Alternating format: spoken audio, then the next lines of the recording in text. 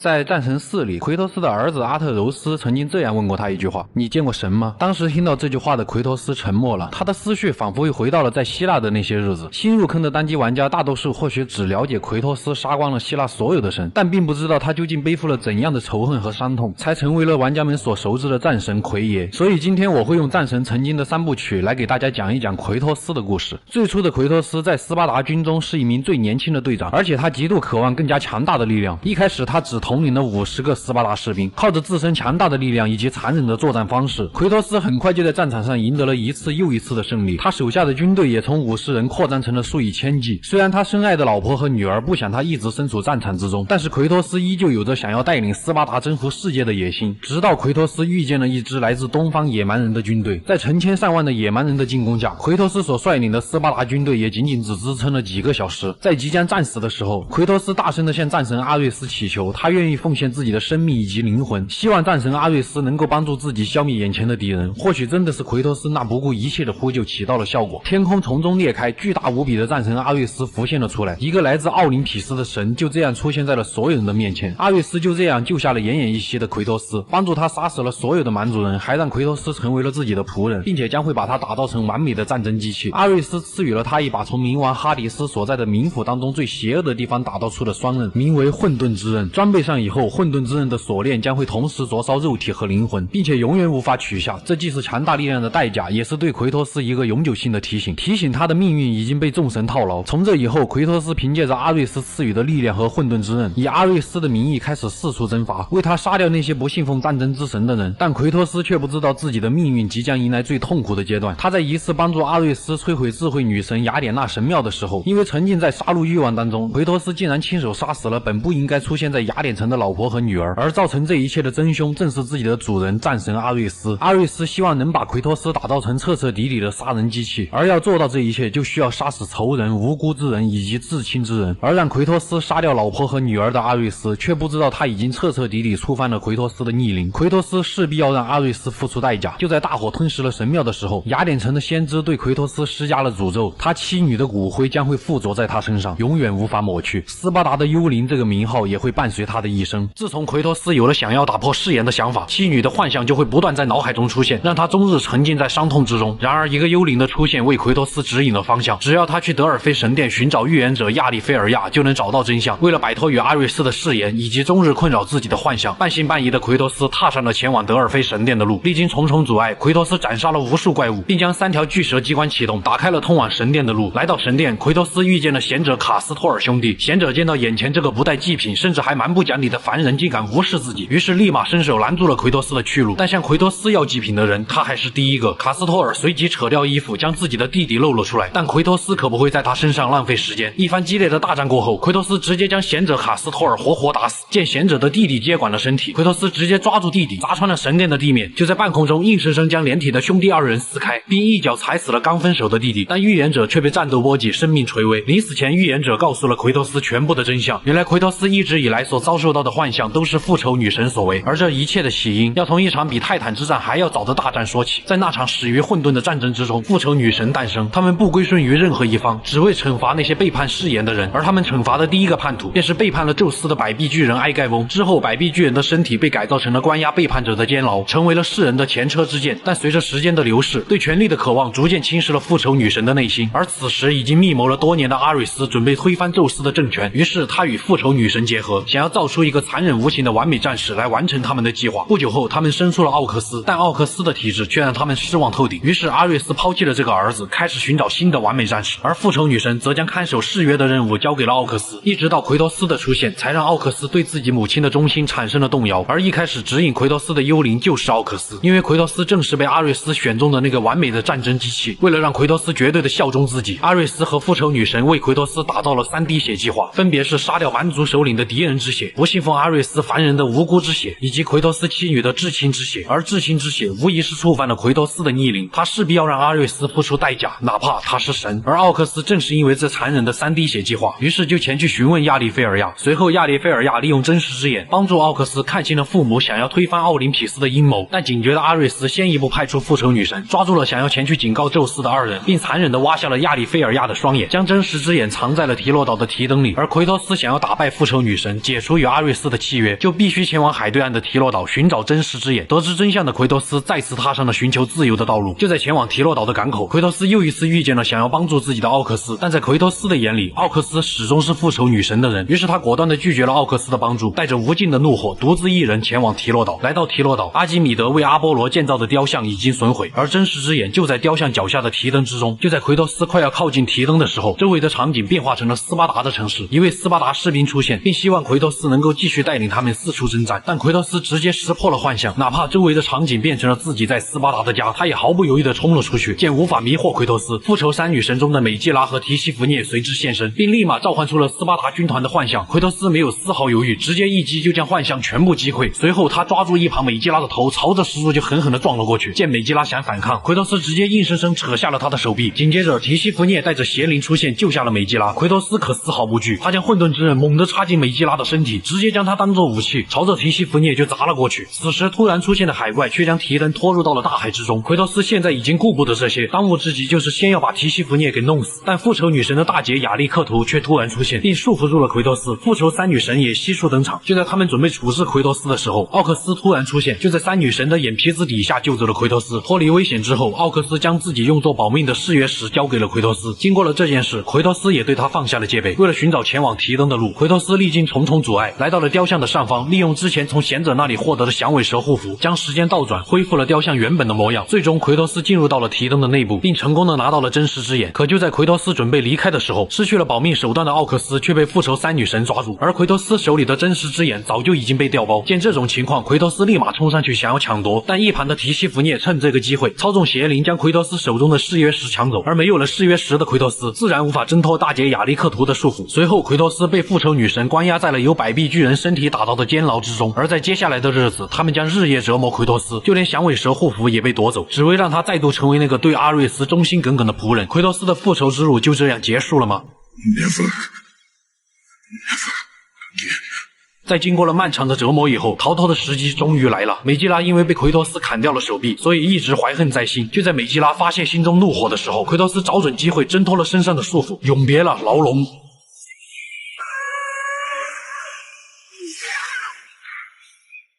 随后，气急败坏的美基拉想要借用百臂巨人的力量来对付奎托斯。美基拉将巨人的头颅感染，使他变成了一个彻底的怪物。然而，百臂巨人只不过是一具躯壳罢了。奎托斯顺着巨人被感染的手臂，用混沌之刃的锁链勾住了巨人头上的美基拉。靠近以后，直接将整把混沌之刃狠狠地插进了美基拉的胸口，反手再把他拽了下去。借着下坠的力道，奎托斯又再一次发动攻击，二人重重地砸在了地面。在美基拉的尸体上，奎托斯拿回了响尾蛇护符，而接下来要做的就是朝着剩下的两个复仇女神所在的神殿杀去。路上，他又从提西弗涅的邪灵身上夺回了奥克斯的誓约石，而复仇女神自然不会坐以待毙，他们制造了斯巴达国王为奎托斯册封大将军的幻象，但却被奎托斯一眼识破。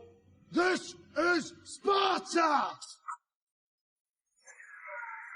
但接下来的场景却让奎托斯这个嗜血残暴的战士流露出了仅剩的一丝温情。他回到了自己在斯巴达的家中，当他推开门的一瞬间，熟睡中的女儿卡利厄佩就躺在那里。奎托斯轻轻地来到她的面前，脸上露出了一丝微笑。奎托斯竟然笑了，阿特柔斯估计这辈子都没见过。随后，妻子吕珊德拉也出现在奎托斯的面前。就在夫妻二人准备欢喜的时候，奎托斯意识到了眼前只不过都是复仇女神制造出来的幻象罢了。他借这个机会一把从亚历克图的身上夺回了真实之眼。随后，提西弗涅也出现在了神殿之中，拥有了真实之眼，奎托斯再也不会被幻想所迷惑。那么接下来就是决战的时候了。亚历克图直接幻化出了本体，将奎托斯拖到了大海之上。奎托斯利用混沌之刃的锁链，灵活的在亚历克图身上穿梭，而他的真面目也缓缓的呈现在了奎托斯的面前。惨烈的战斗过后，奎托斯击溃了亚历克图的本体。这时，提西弗涅又想要再次操纵邪灵攻击奎托斯，但这一次奎托斯不会再给他机会了。他一把抓过邪灵，真实之眼就像板砖一样，一下下的将邪灵砸得烟消云散。失去了邪灵的保护，提西弗涅无论变成谁的模样，都已经无法阻止奎托斯杀死自己。随后，奎托斯走向了亚历克图，他毫不犹豫地将两把混沌之刃全部插进了亚历克图的胸口。亚历克图随之化为飞溅的液体，逐渐消散。复仇三女神死在了奎托斯的手里，但与阿瑞斯的誓言就真的解除了吗？回到家中以后，奥克斯来到了奎托斯的面前，本以为已经成功打破誓言的奎托斯当即表达了对他的感谢，但接下来奥克斯道出了真相，原来誓言并没有打破。复仇女神死前又再次将他变成了奎托斯的誓约守护者，而奎托斯想要获得自由，就必须去亲手杀死奥克斯，这也是唯一让二人都能解脱的方法。最后在奥克斯的恳求下，奎托斯将匕首刺进了他的身体。随着奥克斯的死，誓言终于被打破，紧接着便是一切真相所带来的痛苦，像潮水一样涌进了奎托斯的脑海。他犯下的滔天罪孽，他亲手杀死的妻女，他在野心驱使下造成了大量无辜之人惨死。残忍的真相从这一刻开始成为幻觉，永远的在奎托斯的脑海中不断浮现。故事的最后，奎托斯亲手烧掉了自己的家，并离开了这唯一的家园。他要启程前去弥补自己犯下的过错。而接下来的故事便是奎托斯为众神效力10年的漫长岁月。但正是这10年当中的煎熬，让奎托斯彻底对奥林匹斯众神失去了信仰和信任。我是修仙狂魔，咱们奥林匹斯之恋再见。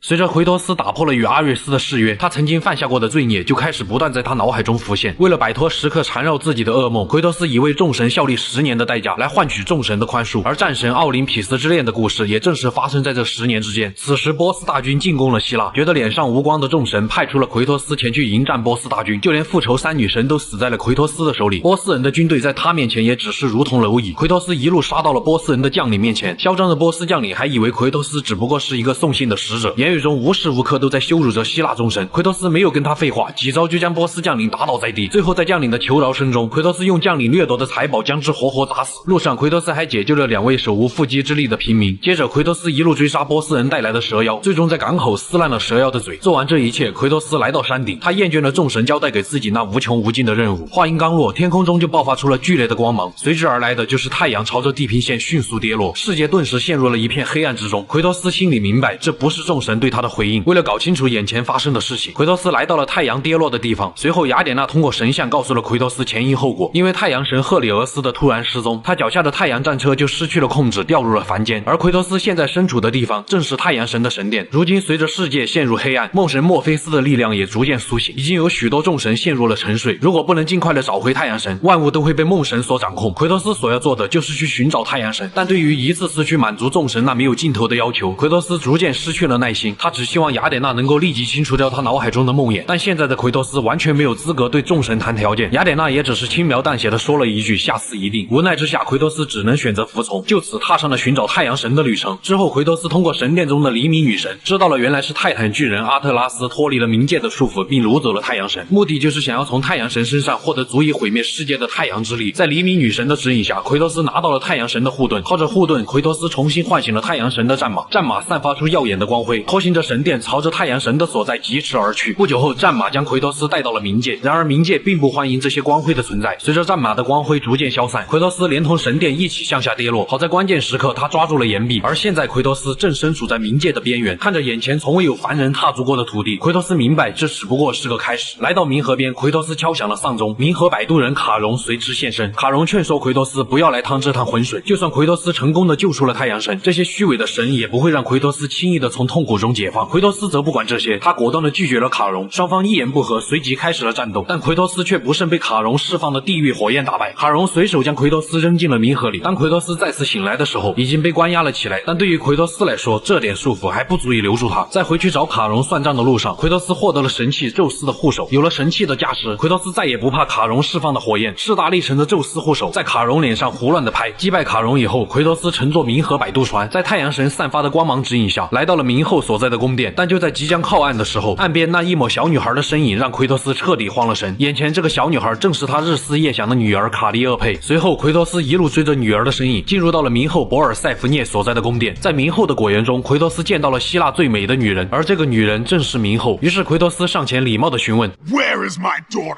witch? 冥后告诉奎托斯，他的女儿正平安地活在只有纯净灵魂才能前往的天坛乐土之中。随即冥后不慌不忙地讲述了自己的身世。原本是种子女神的博尔塞福涅，在年轻时被宙斯出卖的情况下，遭到了冥王哈迪斯的欺骗，被迫成为了他的妻子。再加上冥后误食了哈迪斯的石榴后遭到了诅咒，无奈之下他就必须每年跟哈迪斯在冥界中度过一段岁月，而四季也会随着冥后回到与离开冥界产生变换。眼前奎托斯可管不了这么多，他一心只想见到自己的女儿，而想要前往冥后口中的天堂，奎托斯就必须放弃自己的武器和力量，没有丝毫犹豫，奎托斯将混沌之刃丢向了遗弃树，将自己所有的力量和罪孽洗净。终于，他如愿以偿地见到了女儿，并且承诺再也不会离开女儿。本来温馨的场面却被冥后道出的真相所打破。原来冥后就是这一系列事情的幕后黑手，因为不满自己被宙斯出卖后嫁给了冥王，为了脱离凄惨的生活，他想要找回属于自己的自由。于是冥后和泰坦阿特拉斯联手，想要利用太阳神的力量毁掉世界的支柱。支柱一旦损毁，世界就将会重新陷入一片混沌之中，而世界支柱损毁，天堂也会随之堕落。奎托斯的女儿卡利俄佩则会魂飞魄散。如今奎托斯面临了两种选择，一种是和自己的女儿随着世界陷入混沌一起消亡，另一种就是阻止冥后，但他也会和女儿永远分别。奎托斯选择了后者，因为这是所有老父亲都会做出的选择，哪怕自己从此以后再也无法见到女儿，哪怕再次成为那个嗜血残暴的怪物，他也不会眼睁睁地看着女儿在痛苦和绝望中死去。奎托斯不敢再看女儿，而是在女儿一次次的挽留下，温柔地将她甩开。随后奎托斯将这片天堂里的灵魂全部杀死，拿回了自己的力量。带着痛失女儿的怒火，奎托斯追上并用混沌之刃勾住了冥后，二人一起朝着世界之柱飞去。而此时阿特拉斯也正在攻击着世界之柱。随后奎托斯便与冥后展开了最后的决战。战斗中，冥后一把抱住奎托斯，让他陷入了沉睡，想要趁这个机会让阿特拉斯攻击奎托斯。关键时刻，奎托斯躲过了致命的一击，他顺势跳上了阿特拉斯的手臂，将之前禁锢阿特拉斯的铁链牢牢地固定在了世界之柱上。在太阳神护盾和宙斯护手的加持下，最终冥后死在了奎托斯的手里，泰坦阿特拉斯也将永远地支撑着断裂的世界之柱。这也是连宙斯都感到残酷的赎罪方式。随着冥后毁灭世界的计划宣告失败，太阳神殿的光芒又再次照耀世界，梦神墨菲斯也回到了阴影之中，而奎托斯则会继续为众神服务的漫长生涯，直到他将整个奥林匹斯拖入无尽深渊的那一天。故事的最后，奎托斯从高处坠下，雅典娜和太阳神将他救下，并收走了他身上的神器。昏迷不醒的奎托斯此时所处的位置正是战神一中爱琴海边的悬崖，而奎托斯对阿瑞斯的复仇也将彻底拉开帷幕。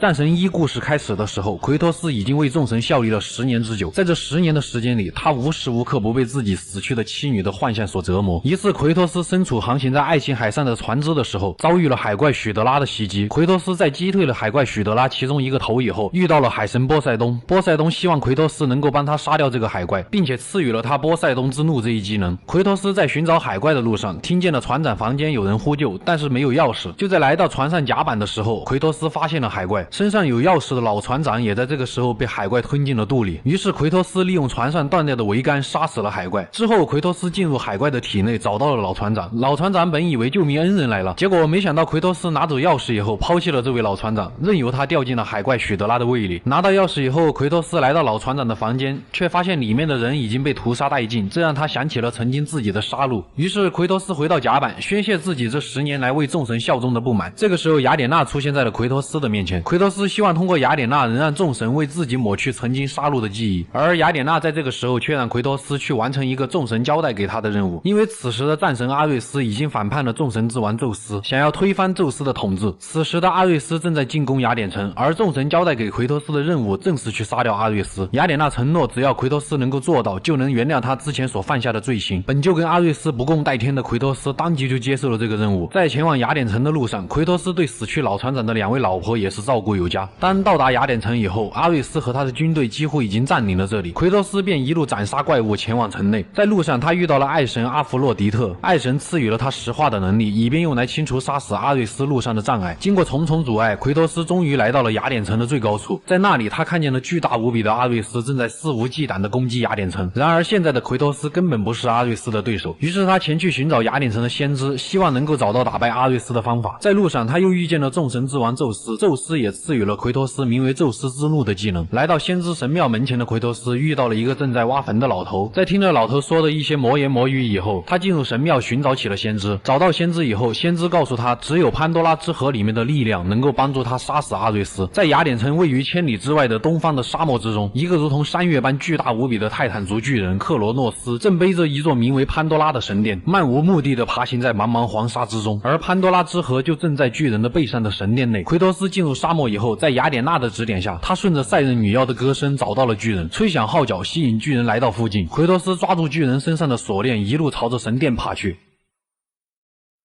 经过了3天，他终于爬到了神殿。在神殿门前，他遇见了一个正在焚烧尸体的守门人。守门人告诉奎托斯，所有妄图来到这里寻找潘多拉魔盒的人都会死在神殿内，最终被送往神殿门前焚烧。而他也是第一个前来寻找潘多拉之盒失败的人。奎托斯依旧坚定地进入了神殿。进入神殿以后，他遇见了月光女神阿尔特弥斯以及冥王哈迪斯。月光女神赐予了奎托斯一把阿尔特弥斯之刃，而冥王则赐予了奎托斯一个名叫哈迪斯军团的技能。经历过无数的敌人以及重重的机关之后，奎托斯打败了在神殿内的神兽机械牛头人，来到了潘多拉之盒的面前。可是这个时候，在雅典城的阿瑞斯也察觉到了奎托斯完成了挑战，于是他抓起旁边断掉的石柱，朝着千里之外的奎托斯就扔了出去。石柱从雅典城一路穿越茫茫沙漠戈壁，精准地贯穿了奎托斯的胸膛，将他牢牢地钉在了神殿的墙壁之上。阿瑞斯的手下就在奎托斯的面前拿走了潘多拉之盒，他也只能满怀愤怒和不甘地死去。奎托斯死后灵魂掉入冥界，在掉落的过程当中，他抓住了一个正攀附在巨大脊柱的人的身上。当奎托斯顺着这个人爬上去的时候，回头一看，竟然发现正是许久未见的老船长。老船长一看，人都傻了啊，怎么又是你？奎托斯只能含泪一记飞龙骑脸，将老船长踢了下去。在奎托斯经历过各种怪物的阻拦，以及走错一步就会跌入万丈深渊的刀山火海以后，终于看见了一根绳子从冥界上方出现。顺着绳子一路攀爬，他终于从一个坟墓里面爬了出来。而这座坟墓正是之前那个魔言魔语的老头说为奎托斯挖的坟。奎托斯询问这个老头到底是什么人，但是这个老头只说让他去杀死阿瑞斯，做到这一切，众神将会赦免他的罪过。奎托斯一路而上，来到了雅典城的最高处，看见了此时正手持潘多拉之盒的阿瑞斯。在越过了失魂沙漠，经历了潘多拉神殿无数的陷阱，甚至摆脱了哈迪斯的冥界之后，现在只有一件事情，那就是真正面对这位战争之神的时候了。趁着阿瑞斯正在对众神叫嚣的时候，奎托斯利用宙斯给的技能打掉了他手里的潘多拉之盒，并冲上去强行打开。顿时潘多拉之盒里的能量喷涌而出，这股能量让奎托斯变得跟阿瑞斯一样的巨大。纵使阿瑞斯用上全部的能力，也已经不是残暴著称的奎托斯的对手。就在这个时候，阿瑞斯利用神力制造幻术，将奎托斯拖入了幻境之中。在幻境里，他看见了自己已经死去的妻女。这个时候，一群怪物出现，想要杀掉他们。奎托斯在这个时候愤怒即将达到顶点，于是他拼尽了自己所有的能力，站在妻女面前，保护着他们不受到任何伤害。就在阻止了所有怪物的进攻以后，阿瑞斯直接收走了他手里的混沌之刃，并且当着他的面用混沌之刃再一次杀死了老婆和女儿。奎托斯的精神在这一刻几乎彻底崩溃。就在阿瑞斯想要结果他的时候，奎托斯终于清醒了过来，上去拿起众神赐予他的最后一件礼物，带着极致愤怒的战斗过后，一剑刺穿了阿瑞斯的咽喉。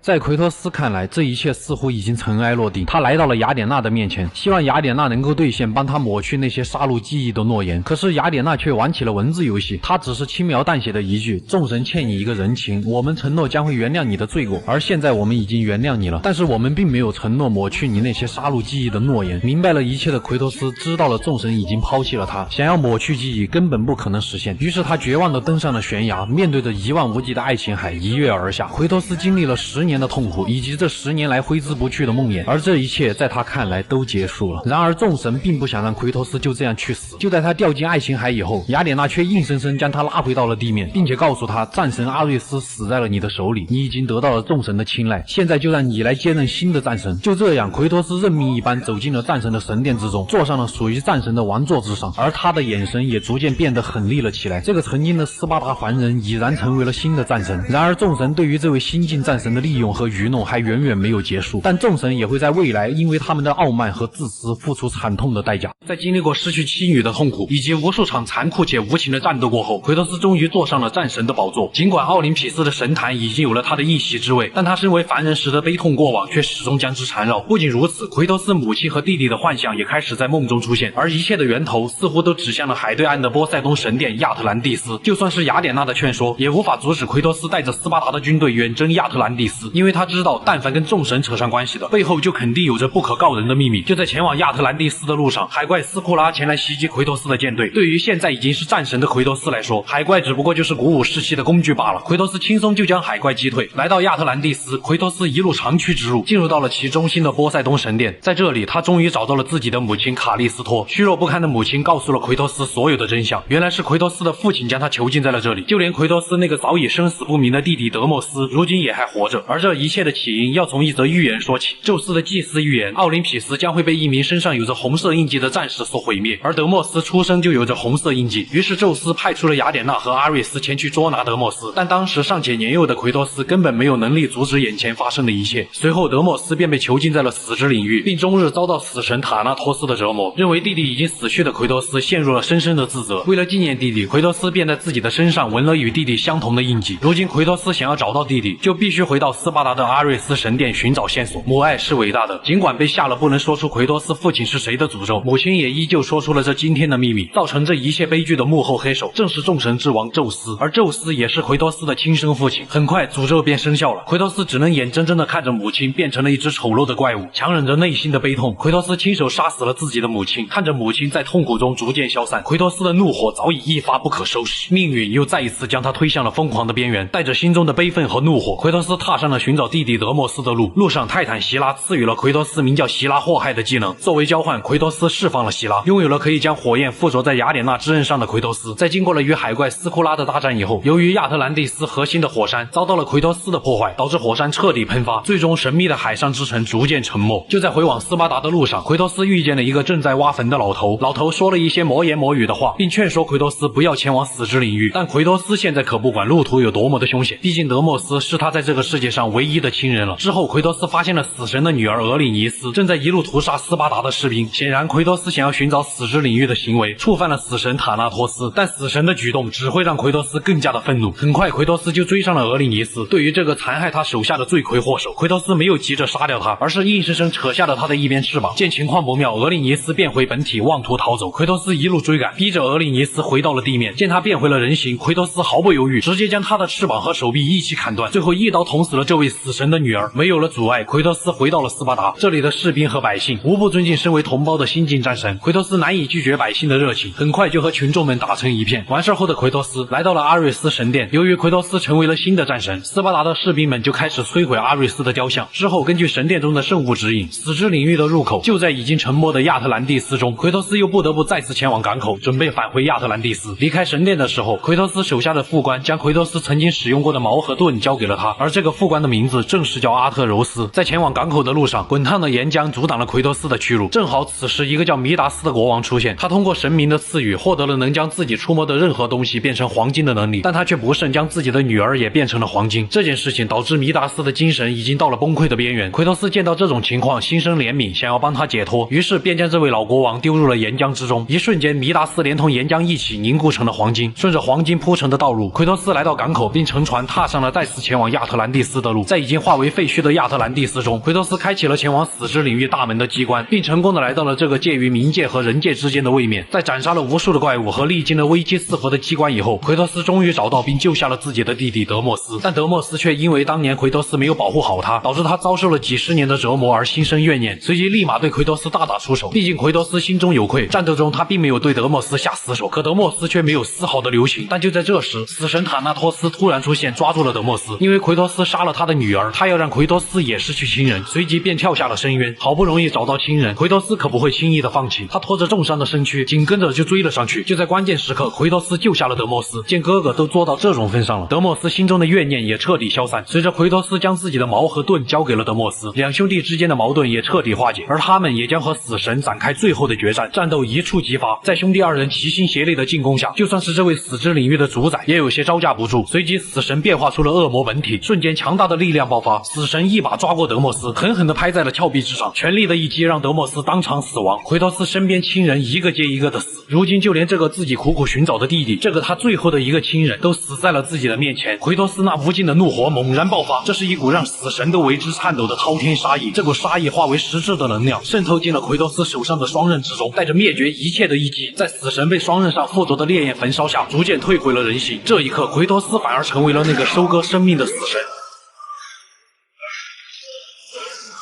他缓步地走到重伤的死神面前，将他胸前的伤口硬生生撕开，反手将雅典娜之刃狠狠地插进了伤口之中。而死神仿佛在这一刻聆听到了灭绝的死寂，一阵光芒过后，死神彻底消亡。做完这一切，奎托斯将德莫斯放进了之前那个掘墓老头挖好的坟。在道别了最后一位亲人以后，奎托斯来到悬崖边，准备结束自己的生命。但是奥林匹斯众神欠下的血债必须有人清算。就在这个时候，雅典娜突然出现，告诉奎托斯，让他留有人性的人已经不复存在。现在奎托斯可以成为真正的神了，失去人性，失去很多，失去兽性，失去一切。临走前，奎托斯转身对雅典娜说道，这件事情还没有完结，血债血偿，他会让奥林匹斯众神付出惨痛的代价。故事的最后，掘墓人抱着奎托斯母亲的尸体出现，将他埋在了德莫斯的坟墓旁，而这个掘墓人正是宙斯。他缓缓地说道，还差一个人。此时已经坐在战神王座上的奎托斯缓缓地抬起了头，就算死，奎托斯也要拉着整个奥林匹斯为之陪葬。而战神2的故事就此正式展开。在奎托斯杀掉前任战神阿瑞斯以后，他得到了众神的认可，成为了新的战神。可在奎托斯的内心却根本不稀罕得到众神那微不足道的认可。他以战神的身份带领斯巴达士兵四处征战，只有通过战争才能给奎托斯的内心带来些许慰藉。但这也遭到了众神的不满。当奎托斯准备再次出发的时候，智慧女神雅典娜前来劝说奎托斯，因为奎托斯这样做只会让众神对他更加的不满。奎托斯却一意孤行，根本不在乎雅典娜是否帮助过自己。于是他降临罗德岛，帮助斯巴达士兵彻底攻占这座城池。面对战神之躯的奎托斯，守城的士兵根本没有丝毫的抵抗能力。就在这个时候，一只众神之王宙斯幻化的巨鹰出现，抽走了奎托斯身上的神力，并将神力转移到了太阳巨象之上。与此同时，获得神力的巨象动了起来，并且帮助起罗德岛攻击斯巴达的士兵。失去神力的奎托斯变回了正常人类大小，但他依旧有着强大的战斗力。就在他和巨象战斗的时候，宙斯将奥林匹斯之剑从神界扔下，并说让奎托斯将体内剩下的所有神力灌注到神剑里，就能获得强大的力量。尽管他并不希望得到宙斯的帮助，但他依旧选择了相信宙斯。在将神力全部灌注进神剑中以后，奎托斯拿起神剑进入到巨象的体内，摧毁了巨象的核心。在他从巨象身体里出来的时候，奎托斯开始对着奥林匹斯众神叫嚣。这一刻，狂妄自大占据了他的内心。但巨象在即将倒下的时候，给了奎托斯最后一击，将他拍成了重伤，而他手里的神剑也脱手掉在了地上。在奎托斯挣扎起身，想要重新拿起神剑的时候，宙斯出现在了奎托斯的面前。因为奎托斯利用战神的神力带领斯巴达四处征战，这种行为已经让他们感受到了奎托斯对于众神的蔑视以及巨大的威胁。为了不再重演前任战神阿瑞斯的命运，宙斯拿起神剑贯穿了奎托斯的胸膛，并且回身一剑将斯巴达军队全部斩杀。当奎托斯再一次掉入冥界的时候，有着泰坦之母和大地之母之称的盖亚救下了奎托斯，并说自己目睹了奎托斯生命当中所有的历程。盖亚也会帮助奎托斯打败宙斯，而这一切的起因要从宙斯出生开始。泰坦一族的盖亚身为希腊最初的神明，生下了当时的众神之王克罗诺斯，也就是那个背着潘多拉神殿的泰坦巨人。因为他靠着杀死父亲才成为众神之王的经历，导致克罗诺斯害怕自己也会死在后代的手里，于是他吃掉了妻子生的每一个孩子。妻子不想再继续承受失去孩子的痛苦，便将刚出生的宙斯和石头调包瞒过了克罗诺斯。之后妻子将宙斯交给盖亚照顾至成年，而奶奶盖亚则对宙斯灌输了复仇的思想。然而这也导致宙斯背叛了所有泰坦族人，他带领现任的奥林匹斯众神开始推翻父亲克罗诺斯的统治，并且制造出了一把吸取天地精华的奥林匹斯之剑。强大的力量将泰坦一族全部流放到了冥界的最深处。宙斯也让父亲克罗诺斯背负着潘多拉神殿永远的迷失在茫茫黄沙之中。因为奎托斯的出现，盖亚看到了奎托斯是最有希望推翻宙斯统治的人。为了能够重新恢复泰坦一族的地位，盖亚修复了奎托斯的伤势，并指引他去寻找命运三女神。找到命运三女神拥有的命运之门，就能通过穿越时间回到他被宙斯杀死的那一刻，而只有这个时候才有希望打败宙斯。重新回到人间的奎托斯骑上盖亚送给自己的天马，朝着命运三女神所在的创世之岛飞驰而去。而这场旅程也正式拉开了奎托斯的弑神之路。在路上，奎托斯经过泰坦巢穴的时候，天马被一个名叫提丰的泰坦巨人给抓住了。奎托斯只好开始寻找解救天马的办法。之后他遇见了创造人类的普罗米修斯，因为普罗米修斯将火种带到了人间，宙斯觉得凡人不配使用火，于是他将普罗米修斯绑在这里，每天被老鹰啄食内脏，第二天内脏又会恢复如初。奎托斯在普罗米修斯的请求下，帮他结束了这日复一日的痛苦。奎托斯也在这个时候获得了名叫泰坦之怒的技能。回到提丰面前，奎托斯发动泰坦之怒，将提丰的手强行打开，救出了天马。之后奎托斯经过拉克西斯神殿，在这里他遇见了雅典国王特修斯。斯。特修斯见奎托斯已经变成了凡人，想要用战斗来确定谁才是希腊最强大的战士。在激烈的战斗过后，奎托斯用铁门硬生生砸死了这位雅典国王。在前进的路上，曾经的众神之王克罗诺斯出现，他赐予了奎托斯名叫克罗诺斯之怒的技能。在这之后，奎托斯甚至遇见了曾经被自己斩首的蛮族首领亡魂。蛮族首领靠着自己的实力，硬生生从冥界杀回到了人间，甚至得到了命运女神的青睐。为了一雪前耻，蛮族首领和奎托斯战斗了起来。就在两人打斗的时候，蛮族首领召唤地狱的亡魂帮助自己作战，但是却把之前奎托斯杀过2次的老船长召唤了出来。老船长出来一看啊，人都站不住了呀，怎么又是你呀？拳脚无情，刀剑无眼，老船长这下子是彻底被奎托斯给干没了。蛮族首领也被奎托斯抢过手里的大锤砸死。再次经过一路的战斗和解谜，奎托斯遇见了宙斯另外一个儿子珀尔修斯以及天使伊卡洛斯。这两人都因为自己的话太多，导致一个被奎托斯挂在了铁钩之上，一个被硬生生扯掉了翅膀。之后奎托斯遇见另一个泰坦之神阿德拉斯，他赐予了奎托斯名叫阿德拉斯地震的技能。阿德拉斯希望奎托斯能够帮助他从这里脱困，只要能出去就能帮助奎托斯打败宙斯。但是经过众神一次次的欺骗，奎托斯显然不会再相信这些虚伪的神了。No longer do the bidding of the gods, Atlas. I have stomached their betrayal for the last time. Show me the way to the sisters, and I will kill Zeus once and for all.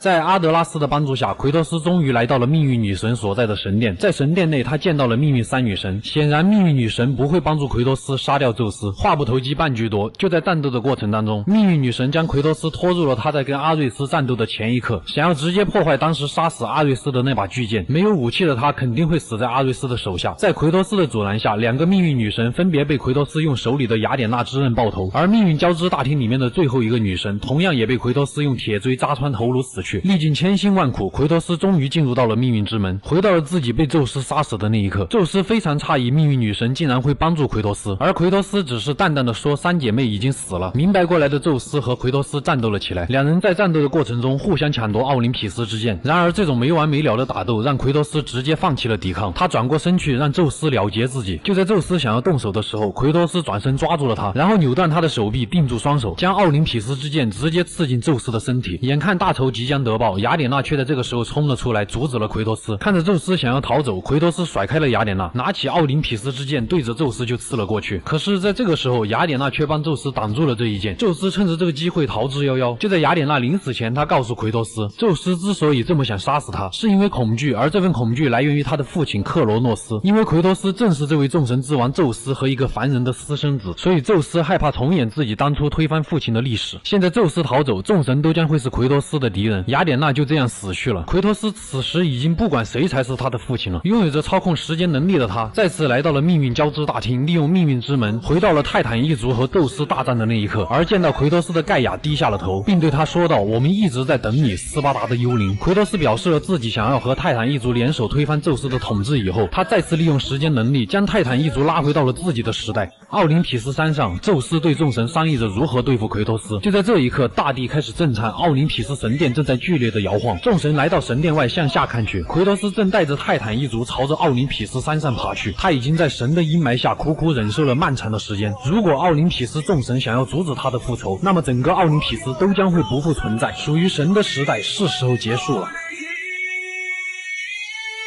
我要拿出我肉眼照人散。